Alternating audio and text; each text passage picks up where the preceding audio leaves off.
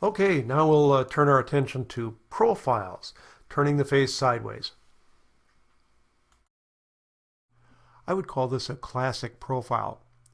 It's got the full front outline of the face without any distractions of the cheek or eyes from the other side. Let's discuss that. This is typically what I like to look for in a profile. The far eyelashes just peeking out from the bridge of the nose.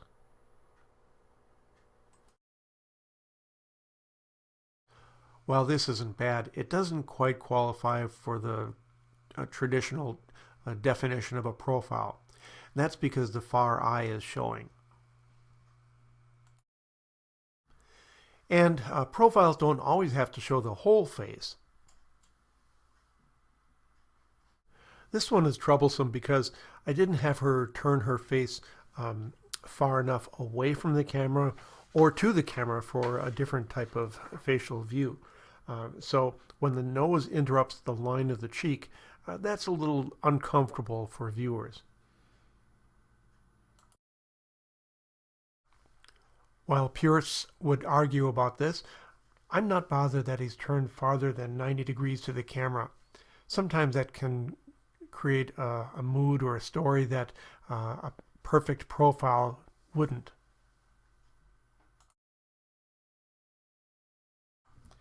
And now let's turn our attention, literally, to which way the body is facing.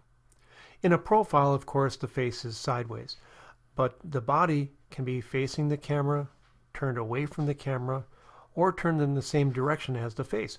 It doesn't really matter. I've noticed that sometimes when I tell someone to turn their head sideways, their eyes will go farther than that. So you have to watch out for that. And if you catch it, then either tell them to look straight ahead wherever their nose is pointed, or if you don't catch it, then you have to Photoshop it later, either with one that they did look straight ahead or just paint eyes in. The traditional or more commonly accepted way of doing a profile is to have the subject face the light or place the light in front of the subject's face. And in these examples, the light is either directly in front of the face or a little bit away on the far side, and that puts the near side in shadow. When the light source is in front of the subject but closer to the camera, the near side of the face will be flatter or have lower contrast.